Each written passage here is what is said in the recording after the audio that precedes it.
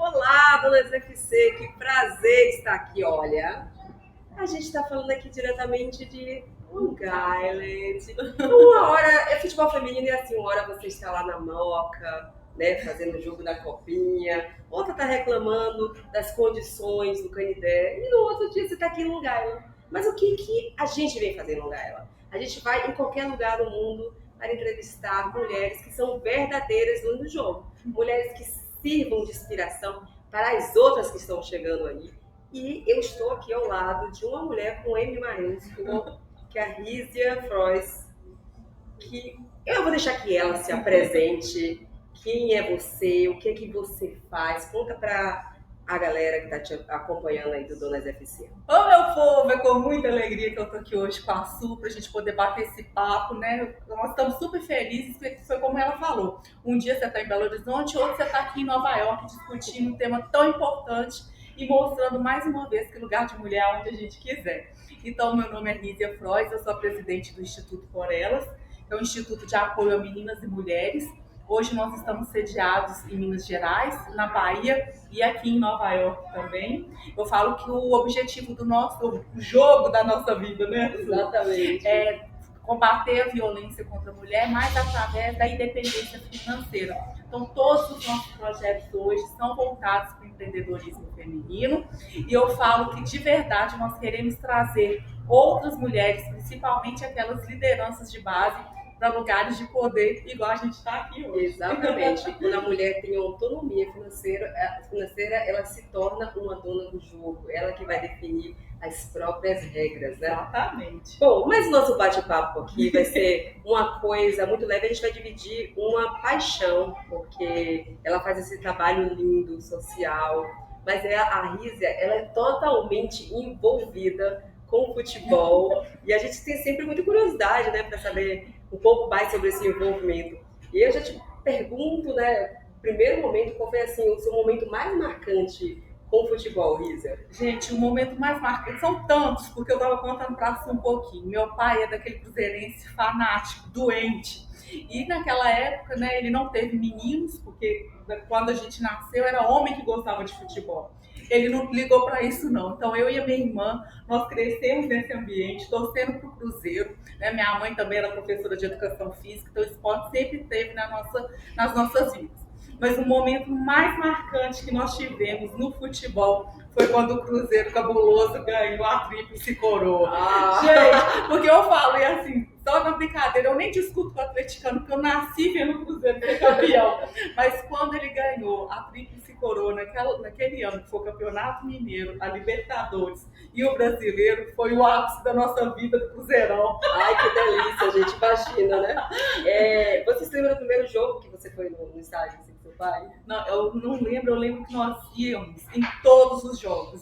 E quem conhece o Mineirão sabe do tradicional tropeirão. Então a gente ia para comer tropeiro, então vem essas memórias de infância com a gente. Meu pai. Eu já tô louca pra ir lá comer esse tropeirão. Você me leva? Eu te levo. Por favor, me leva. Você vai ser minha guia lá, tá? Porque eu tô louca pra conhecer. Porque é estádio da Copa, então eu quero conhecer também. E quem chega lá em Minas, gente, sabe a importância da comida pra gente. Então o Mineirão hoje tá lindo, mas eu tô falando do Mineirão raiz. Quem estiver assistindo vai lembrar daquele pratinho, não é nem um pratinho, era um pratão de tropeiro. E meu pai, ele não incomodava se era Cruzeiro. A gente não ia em clássicos naquela época, Cruzeiro e Galo, porque tinha muita briga. Mas nós não perdíamos um jogo. Então, um que me marcou muito foi Cruzeiro e 15 de Piracicaba. Só tinha os times e a gente lá, e ele torcendo como se fosse final de Campeonato Brasileiro. E ele sentava com esse prato de tropeiro no colo, dava uma colherzinha pra mim e outra pra minha irmã, ele lá gritando e a gente comendo tropeiro e torcendo. Legal. Não tem como não gostar de futebol. Não, futebol é incrível, une as memórias afetivas, né?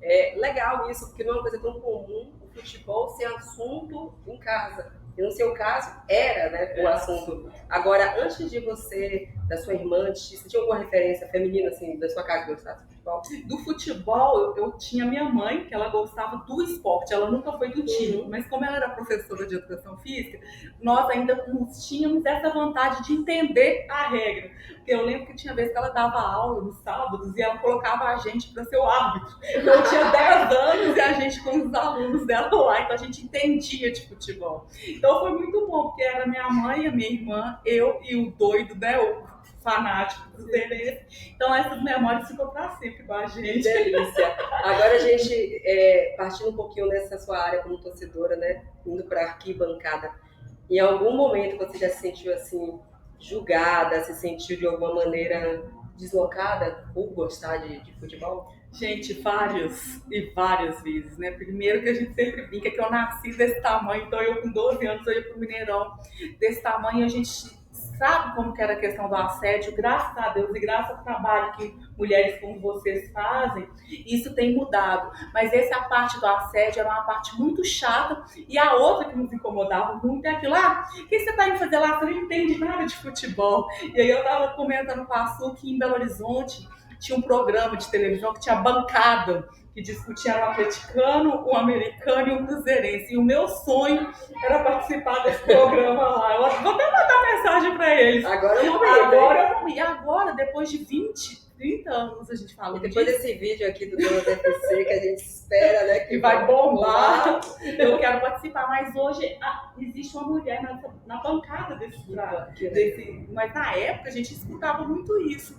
E aí a gente falando também das revistas, né? Muitas meninas gostavam da Capricho, então eu gostava da Placar.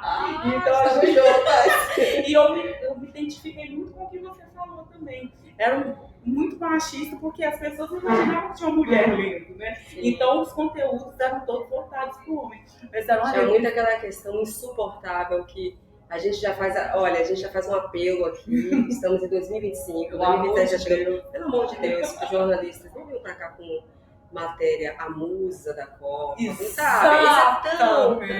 O calendário com as meninas. Gente, por favor, olha, se vocês não tiverem referências, não acompanharem, vem aqui no Donas FC, assista os vídeos que eu vou usar e você começa a falar sobre a performance dessas mulheres. E eu me coloco, inclusive, à disposição também, se vocês quiserem saber. Fala sobre performance, são atletas, são profissionais. Isso que tem que ser ressaltado, né? Ou então faz diferente, tragam os musos pra gente, né? Por que eu gostava da Placar? E aí eu vou falar. Na época da Copa do Mundo de 94, torci muito pro Brasil, mas quem ganhou meu coração foi a seleção da Itália, Ronaldinho, Gianluca Pagliuca, Roberto Baggio. Eu falei, gente, isso que é um time de qualidade. Não sabe uma coisa da Itália? Falando de estética, mas assim que eu amo, assim, sou apaixonada pelos uniformes. Os uniformes. Né? Eles capricham italiano, né? A moda, né? O bicho, né? E a gente falava, e aí depois.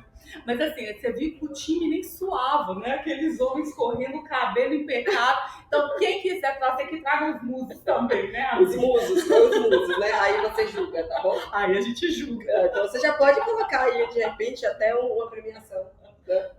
Olha a ideia sendo por elas, né? Fazendo a premiação dos musos da Copa de 2026. Gostei da momento de descontração, adoro. Isso que eu gosto dessa mulher, que ela é assim, ela é autêntica, ela é verdadeira. Eu adoro.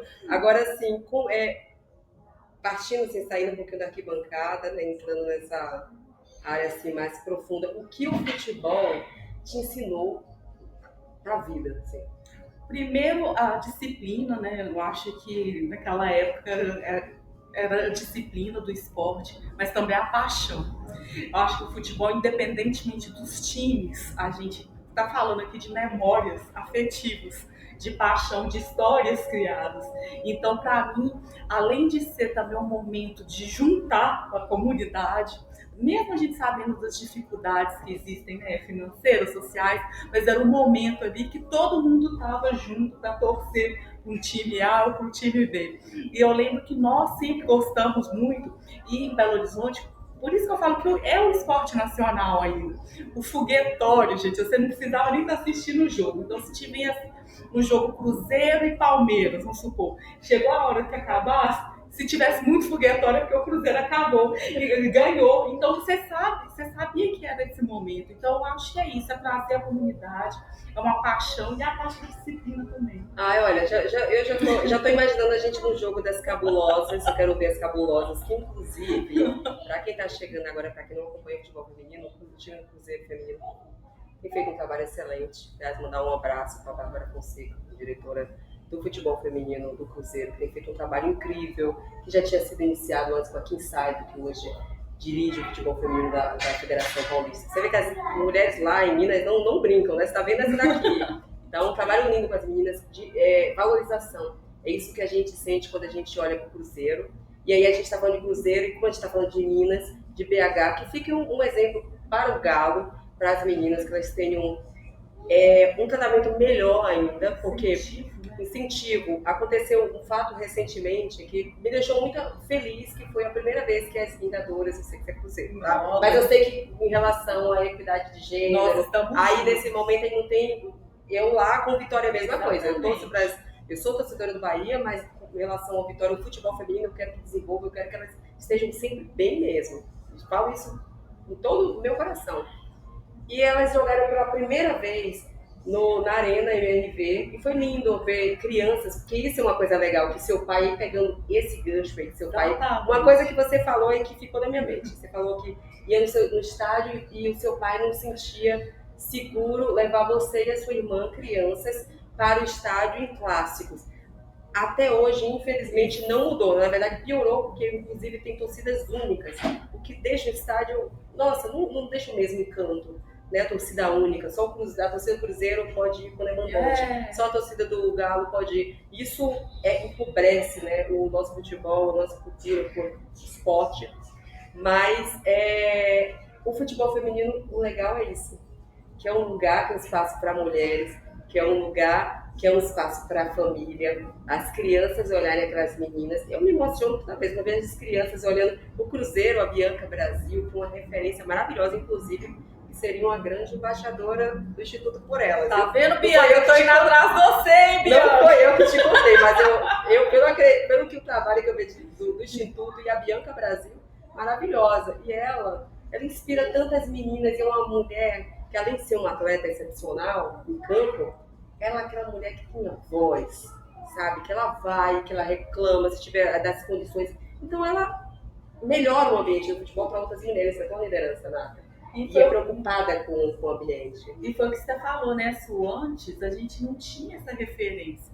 A gente era proibido até de jogar futebol, porque o futebol não era para meninos. Então hoje, quando você fala disso, você vê minha sobrinha vai, gente. Minha sobrinha vai pro campo com meu cunhado, porque ele passou de pai para filho. E ela é mais empolgada, muitas vezes, que meu sobrinho. Então ela fica, Gabi, go! Gabi, ela tem 3 anos. Então hoje, a gente tem que pensar nessa geração, delas poderem se ver em campo e poder falar que eu posso ser jogadora, sim, eu posso ser dirigente. Ô, sobrinha da Rícia, entra com as cabulosas, tá? Isso. Com a Bianca Brasil.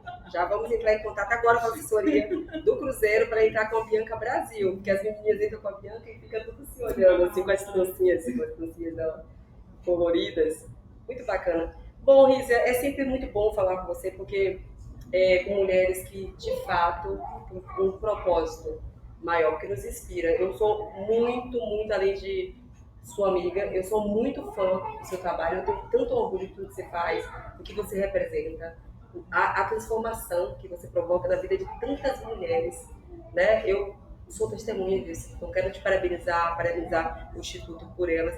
Aliás, agradecer, inclusive, por estarem presentes, né, no nosso Summit Women's Soccer Legacy, falando de legado, enfim, criando um ambiente melhor. E eu quero finalizar esse bate-papo.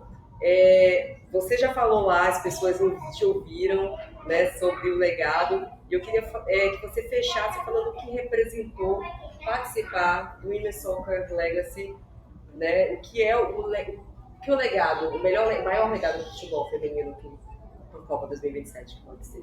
Tudo que ela falou, gente, eu volto por vocês. O trabalho que vocês fazem, a gente sabe o tanto que é difícil, quais as dificuldades que nós passamos. E isso que vocês fizeram aqui foi histórico. Eu tenho certeza que vai ficar para sempre, das gerações que estão vindo. e eu tenho certeza também que isso vai abrir muitas portas no Brasil. Então, o que eu espero que fique, gente? Depois de todo esse movimento, é mais incentivo, mais apoio, que as pessoas que estão nos acompanhando, principalmente os empresários, venham participar dessa mudança, dessa transformação que nós estamos fazendo. O que é um legado para mim? Eu sempre falei com as pessoas que é para deixar uma história de vida, deixar transformações por aqui. Porque a gente que está nessa batalha, é muita luta, mas a gente quer ser feliz também. Eu quero ir pro Mineirão comer meu tropeiro e gritar lá, ó, juiz, vai tomar, né? Então a gente sabe que é um vai momento, tomar um suco. vai tomar um suco. Então a gente sabe que é um momento também da gente extravasar, mas que nós precisamos do apoio. Então transformar vidas, ela é feita em rede. Eu não consigo sozinha, a Su não consegue sozinha, por isso que nós estamos aqui de mãos dadas e nós queríamos convidar vocês também para participar dessa transformação. Exatamente, gente, né? Deixar esse legado. E dizer também, gente, que se você tem um plano, nós já estamos quase na metade do ano, você, principalmente as mulheres, tire esse plano da gaveta, né? Comece a pensar em você, acredite em você, que a gente só começa a transformar a vida das outras pessoas quando a gente transforma as nossas. Então vamos ser felizes, vamos ter coragem e vamos partir para cima, porque nós somos as donas do jogo. Exatamente, adoro, donas do jogo. Muito obrigada a todos vocês que acompanharam aqui o Donas FC. É claro que antes de terminar essa edição, quero agradecer um agradecimento especial à It Hold Long Island, nosso parceiro aqui hoje. Esse showroom maravilhoso, eu tô amando, né, gente? Porque a gente fica no estádio suado, desacapado, não tem esse glamour nas cabines. Às vezes não tem nem cabine pra gente trabalhar. Aconteceu recentemente, mas depois eu vou contar porque o rolê é grande. Mas agradecer a parceria da It Hold Long Island, a você, o Instituto Por Elas, por ser essa voz maravilhosa. E especialmente para vocês que acompanham o trabalho da gente, que apoiam o Donas FC. Tá bom? Um beijo e até a próxima. Tchau, gente!